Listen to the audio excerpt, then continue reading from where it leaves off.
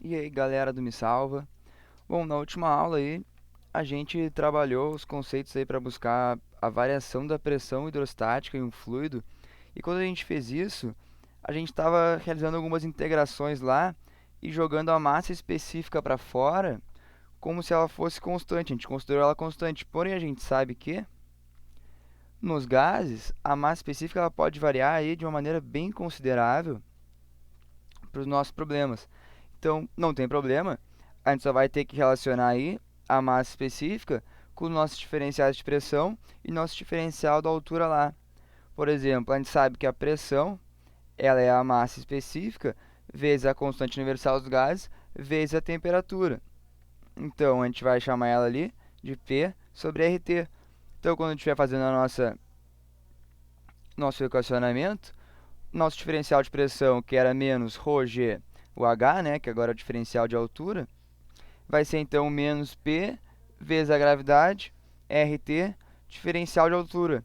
Agora é o seguinte, claro que a gente vai ter várias situações com os gases em que a temperatura também vai estar variando. Por exemplo, se eu estou avaliando aí a diferença de pressão conforme eu vou subindo na atmosfera terrestre, eu tenho a massa específica variando com a altura, mas eu também tenho a temperatura variando com essa altura. Então eu tenho que buscar aí uma relação desse T com esse Y ou até com o P, né? Dependendo do caso.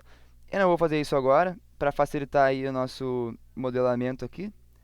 Então eu vou dizer simplesmente que eu vou tirar essa integral desse lado, de PO até P. E a integral desse lado aqui, eu botei as minhas três constantes para fora, né, considerando a temperatura uma constante, de y até y. Coisa linda. Aqui, ó, duas integrais fáceis. A matemática é a nossa aliada nos problemas. Então, agora que a gente já sabe trabalhar com a variação de pressão em um fluido estático, a gente pode começar a se aventurar aí para calcular as forças em superfícies submersas. Como é que a gente vai fazer isso aqui? É o seguinte, nós temos aqui um líquido de massa específica definida. Essa aqui é a superfície do líquido. Eu defini os meus eixos aí, Z ortogonal à minha superfície e Y paralelo à superfície. O meu eixo X ele está saindo aqui da minha folha, então o meu elemento diferencial de área vai ser o dx dy. E a minha força, como meu fluido está em repouso e eu não tenho tensões de cisalhamento, ela vai ser aí a pressão vezes esse diferencial de área. Uma vez que todas as forças que estão agindo aqui na superfície da minha área, que eu quero calcular aqui, elas são normais ao plano, porque eu só tenho tensões normais, eu vou poder somar todas elas diretamente, ou outra maneira de entender essa soma é a integral da área da pressão vezes o dAI. Eu tenho que a pressão vai ser igual à pressão atmosférica, que a pressão está lá em cima, né? Que a superfície livre, né? Tem a pressão atmosférica, que nem a gente viu na última aula, mais a pressão aí devido à minha coluna de líquido em determinado ponto. Esse meu H aqui, eu vou estar querendo escrever em função do meu Y, né? Porque tem o meu diferencial de área aqui dx dy, então não posso ter um H na minha integração. Então o H vai ser o Y seno do alfa lá, uma relação simples aí da trigonometria. Agora, como é que vai ficar essa integral então pra gente? É o seguinte, vamos deixar ali aparecendo, beleza. Eu tenho aqui a integral de área da pressão mais o ρgh vezes o diferencial de área, que eu vou dividir aí entre a pressão O vezes o diferencial de área, mais ρg seno de alfa, YdA aqui. Agora, esse meu PO, ele é constante, sai para fora, a integral aqui é barbada. Agora, essa integral aqui, ela é o primeiro momento da área da superfície, e ela vai poder ser escrita aqui da seguinte maneira, que é a coordenada y centroide da minha área vezes a própria área. Então, aqui a minha força resultante é o PO vezes a área, vezes, mais aqui, ρg seno de alfa y. Vocês estão vendo aqui, né? Então tá, eu vou unir agora meus termos em comum.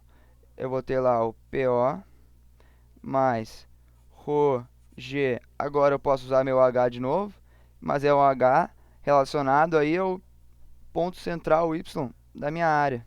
Tudo isso aqui vezes a área. O que é PO mais ρgh? É uma pressão absoluta. Então, isso aqui vai ser que a força resultante vai ser a pressão absoluta no meu ponto central, né, por causa da minha altura lá, vezes a área. Que beleza. Agora, olha só, galera. Embora a gente esteja calculando a força resultante em função aqui das coordenadas centrais da área, eu não estou dizendo, isso não quer dizer que a força resultante esteja sendo aplicada nesses pontos. Como é que eu faço para descobrir onde é que está o ponto de aplicação da minha força resultante?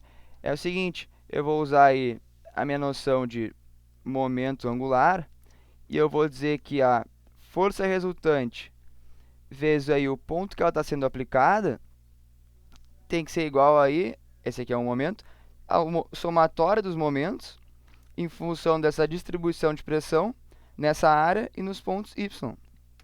Então, a gente tem aqui mais uma série de integrais aqui para a gente resolver. Vamos ver como é que fica aqui. Olha só. Então, eu vou ter lá, considerando ali a minha pressão absoluta, y vezes o PO mais ρgh dA, que é o PO y dA, mais ρg seno de alfa, as constantes para fora, y ao quadrado dA. Agora, esse PO aqui vai sair para fora porque ele é constante. O YdA a gente já viu que era o primeiro momento da área, né, que dava o centroide vezes o A, primeiro momento.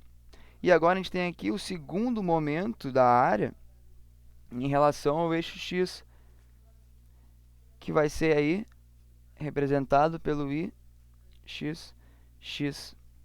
Então agora vamos ver como é que a gente vai representar isso de outra maneira. É o seguinte, me apoiando aí no fato de que eu estou trabalhando com eixos paralelos, eu vou chamar esse ixx aqui dessa maneira aqui, que é o segundo momento de área padrão de uma superfície. Eu não quero que vocês se assustem aqui com essas indicações novas, porque esses momentos de área, eles são aí tabelados, são valores conhecidos para diferentes geometrias. Então, a gente vai ver nos próximos exercícios, que isso aqui não vai nos atrapalhar em nada, tá? Não se assustem. Então, o nosso y', ponto de aplicação, vezes a força resultante, está dando isso aqui. A gente vai agora unir os termos em comum, aqui, dessa maneira. Eu tenho agora yc PO mais ρgc vezes a área, mais ρg seno de alfa, meu segundo momento lá. O que era isso aqui mesmo? A gente viu ali no último quadro que essa pressão aqui vezes a área era a nossa força resultante. Então, eu vou ter aqui yc vezes a força resultante mais ρg seno de alfa vezes o meu momento, segundo momento, em relação ao eixo x. Agora, eu tinha aqui o y' FR, eu vou passar a minha força resultante dividindo para o outro lado, e o meu y' vai ficar aí, meu y centroide, mais ρg seno de alfa, o meu segundo momento, dividido pela própria força resultante. Agora, se eu tivesse resolvido usar aqui, trabalhar com pressões manométricas, tirando esse PO fora, eu ia ficar com o seguinte.